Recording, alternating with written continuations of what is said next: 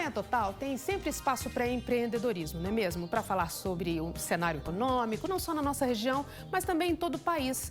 Nós falamos sobre mercado de trabalho, sobre a abertura e o fechamento de tantas empresas.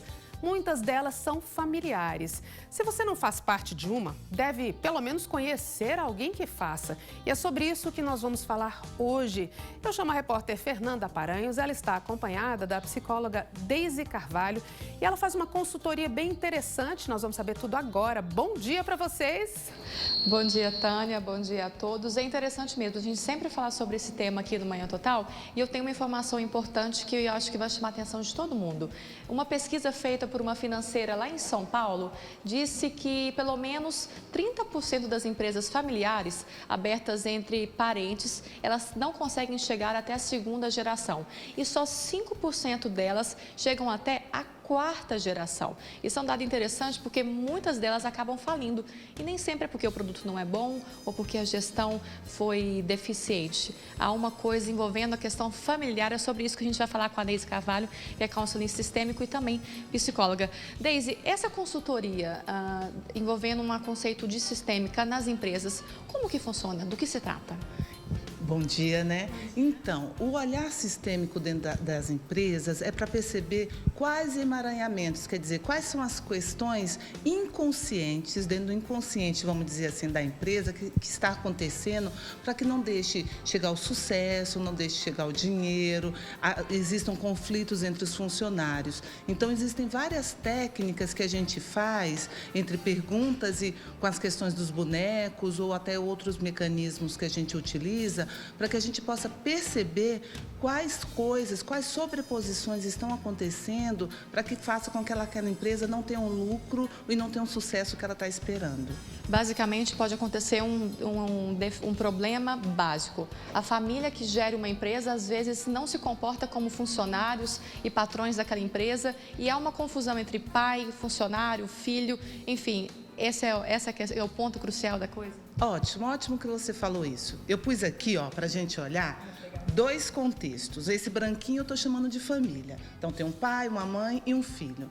Esse vermelho eu estou pegando o contexto da empresa. É o mesmo pai, a mesma mãe e o filho. Eles estão com tamanhos diferentes, os filhos. Exato. Porque nessa empresa, vamos imaginar que foi o filho que fez a empresa, que foi o fundador. Se para essa família fica claro nessa empresa que o filho vem primeiro, hierarquicamente, fica tranquilo.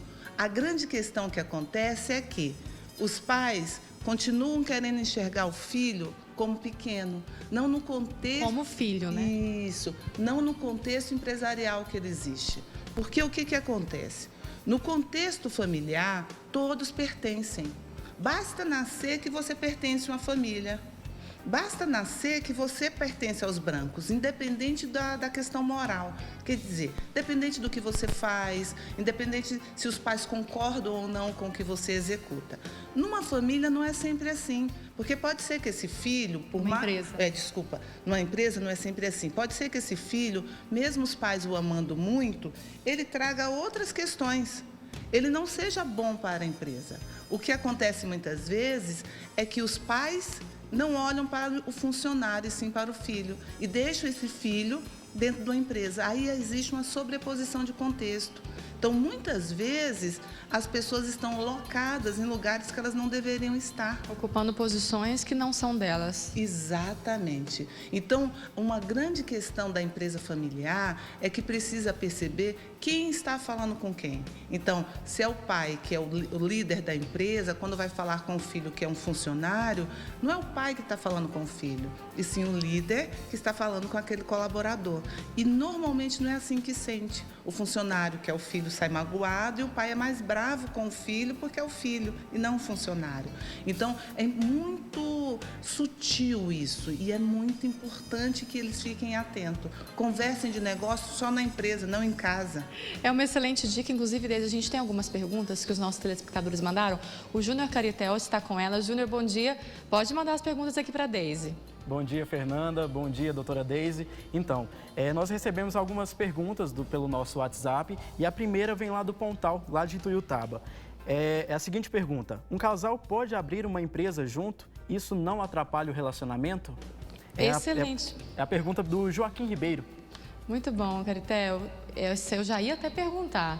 Um casal, a gente falou de pai e filho, e um casal. Eu tenho meu marido, quero abrir uma empresa qualquer, enfim, ele vai ser meu sócio. E aí, como é que faz para a empresa e o casamento não acabar? Ótima pergunta. É uma das coisas que eu mais atendo no consultório. Por quê? Normalmente acontece um grande problema nesse aspecto. Porque aí vamos pegar aqui de novo. Tem o marido e tem a esposa. Tem um sócio e uma sócia. Precisa estar claro qual é o papel de cada um nessa empresa, para que não gerem discussões entre o marido e a mulher.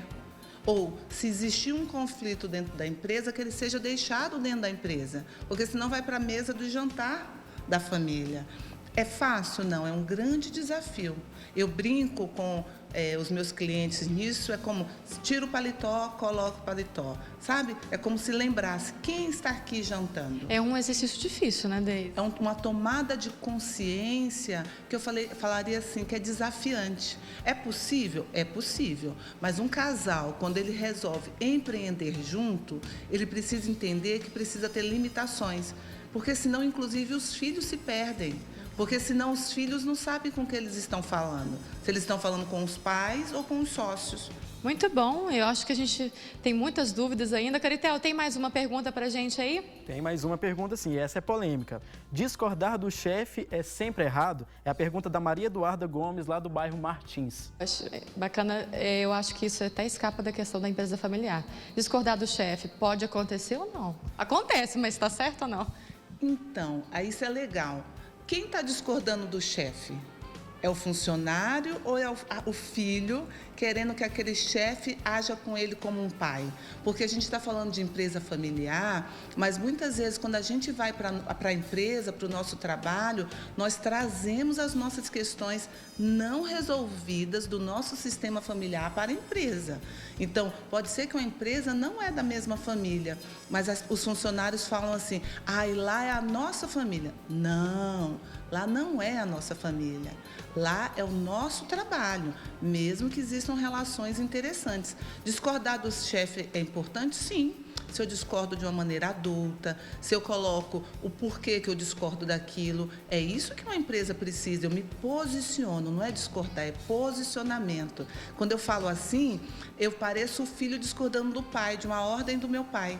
E numa empresa, se eu me posiciono diferente, mas o meu chefe diz, eu quero que seja executado assim, eu preciso fazer, porque hierarquicamente é ele que está assumindo aquele comando. E não como uma criança birrenta que fica, que raiva, que ele não concordou comigo. Então, às vezes, a gente também emaranha ou fica misturado com o chefe, olhando para o chefe como se ele fosse nosso pai ou a nossa mãe. Chefe é só chefe. É isso aí. Rapidinho para a gente encerrar.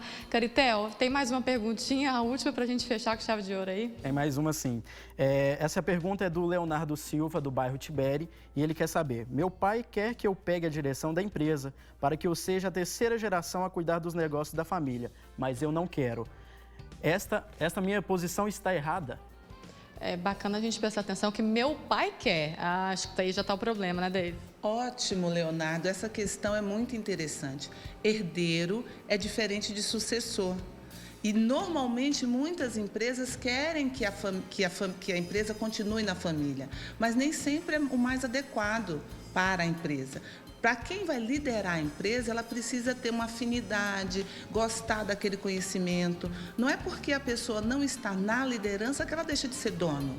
Então, muitas vezes é melhor para a empresa que seja contratado um diretor, um gerente, que tenha afinidade com aquilo e que o Leonardo vá fazer aquilo que ele gosta, porque ele pode continuar sendo o dono da empresa, mas não necessariamente o sucessor do pai. E não é errado. Muito bom, muito esclarecedor, Deise. E é bacana para o pessoal de casa, vai acontecer um simpósio agora no dia 10 de setembro com a Deise, que vai falar sobre vários temas, inclusive sobre questões de consultoria empresarial, sistêmica empresarial. Deise, passou o contato para quem tiver interesse, tiver mais curiosidade sobre esse tema para quem está ouvindo. Isso, o simpósio é dia 10, né? São vários temas, jurídico, na questão do consultório e outras questões assim. Então, quem quiser saber mais, liga no 34 3219 5692, que lá a gente dá todas as informações. Muito obrigada, foi muito esclarecedor. Obrigada por você ter vindo aqui conosco mais uma vez. Obrigada a você, Fernanda. Muito bom, Tânia. Eu acho que a gente poderia continuar esse programa aqui falando sobre isso mais 20 minutos, meia hora, mas a gente encerra por aqui. E como a Deise passou, telefone de contato para quem tiver mais curiosidade. Muito esclarecedor, não é, Tânia? Muito. Olha, Deise, a gente agradece bastante a sua participação aqui. Eu quero dizer às duas o seguinte, o telefone não para, tem pessoas participando. A gente quer agradecer também, tá, o pessoal de casa que tem sempre participado aqui dos temas. É um tema realmente bastante atual. Um beijo para as duas por todas as informações aí. Obrigada, bom dia.